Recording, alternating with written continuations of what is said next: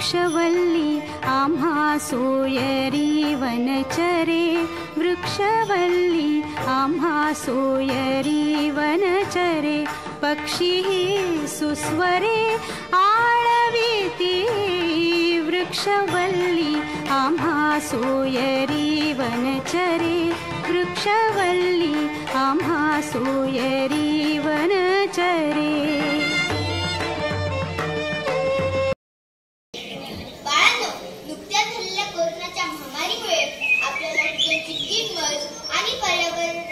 जबाबदारी आता महत्त्वाची वाटत आहे.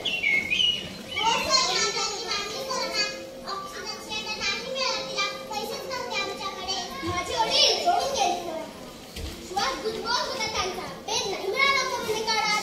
पण सर, जगाला पछाडलेल्या या संकटातून बाहेर पडण्यासाठी आपण काय करू शकतो? आपण निसर्गाच्या पाठीशी उभं राहिलं की निसर्ग आपल्या पाठीशी उभं राहणार. प्रश्न तुमचा आहे.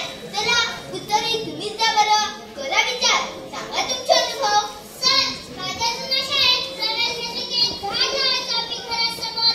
दरवर्षी वार्षिक परीक्षेच्या निकालावेळी झाडासमोर फोटो काढूनच आवाज आणायचा. तरच रिझल्ट हातात मिळायचा. आमची प्रगती आणि झाडांची उंची दोन्ही वाढलेल्या असायच्या. सर, आपल्या शाळेत आपण असं करायचं का?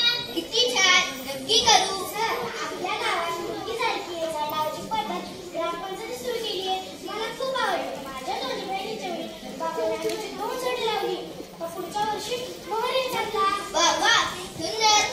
मी तर दारातलं कोणती रोपं लावली सर. मी छोटा, माझा प्रयत्न छोटा. खूपच छान. सर, माणसं खूप धाव करतात, पण लावत मात्र एकही नाही. 5-50 वर्षाचं झटकेच कमी झाले सर. हो ना, ते शिंदे यांनी सह्याद्री देवराई प्रकल्पात 50 एकरात 15,000 देशी झाडं लावली. वाचली. आता ते गावागावात देवराईची जागा शोधतात आणि लाखो झाडं लावतात.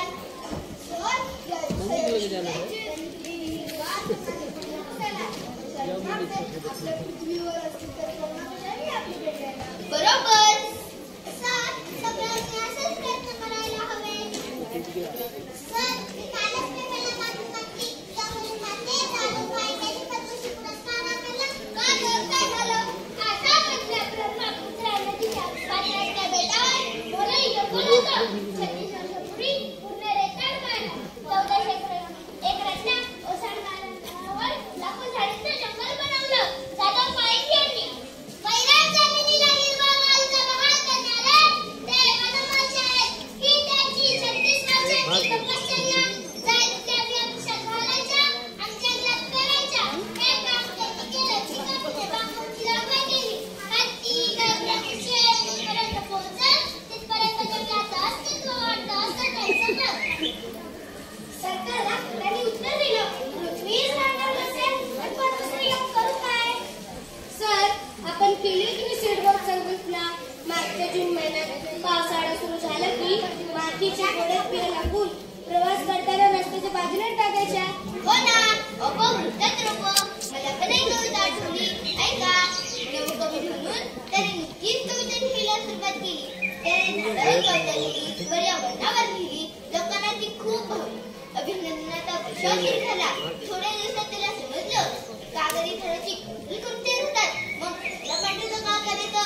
झाडावर काम करतात आपण झाडावर काय चाल मारायचं? त्याने कविता सोडली. नवनवीन झाडे लावली. पालवी फुटली. वर आला. मोठ्या झाडे रे वृक्ष झाला. आता कवीची नाही वृक्षाची संमेलन भरतात. त्याच झाडावर किती छान. सर, माझ्या आजोबांनी म्हणतात एकावीमध्ये नाव असलेला असतो. खरंय. आणखी एखादी कविता आठवली का कोणाला? सर, मला आठवते. हो. भलं म्हणजे कित्येक वर्षाचं झाड तोडलेलं मारून नांगर व्यसन मुक्ती केंद्राचे संस्थापक श्री अनिल होकर म्हणतात. हे झाड कुठे रे गेले? आकाश नागवे झाले. उडणारे पक्षी भिजले. ते डाग आकाशी पडले. मर तुकडं झालं सूर्य.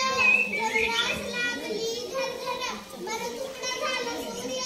चंद्रास लागली घरघर. हे कशामुळे झालं?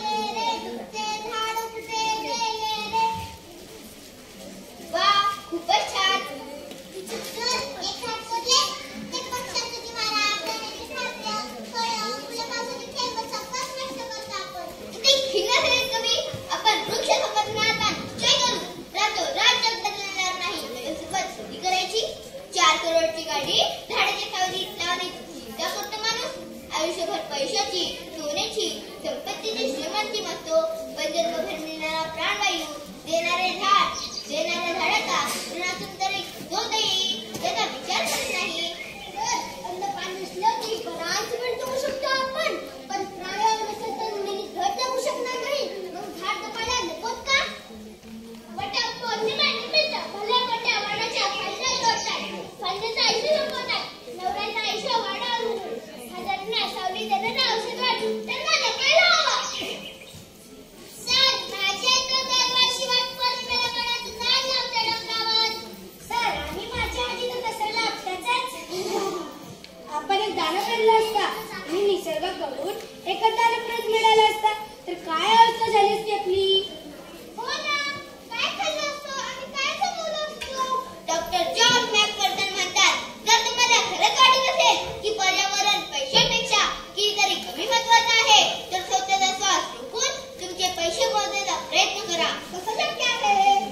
माझी आजी नेहमी म्हणते, तारंब्याची मिठी पसंत, खुशीचं गीत, पुन्हा कुणाच्या स्वप्नामध्ये येतं झाड आणि पायावर लाख कुऱ्हाडी नसतात. आधाराची हिरवी बोटं देतं झाड. सर, किती रिक्षा प्रेम करतात झाडाच्या. बाप जरा चूक कर, त्यांनी झाडे लावली, जगावली, मोठी केली, म्हणून आपण या सावलीत उभे आहोत. कवी कसं गावात म्हणतात, माझं सुंदर आहे, डोंगर सुंदर आहे, त्यापेक्षा अधिक सुंदर आहे तो माणूस. खरंय, आयतं मिळालं म्हणून माणूस का झटक्यात तोडतो झाडं. आपल्या शाळेत झाडांचा लेखाजोखा हा एक उपक्रम राबवला जातो, त्यामुळे आपल्याला कळलंय झाडांचं महत्व.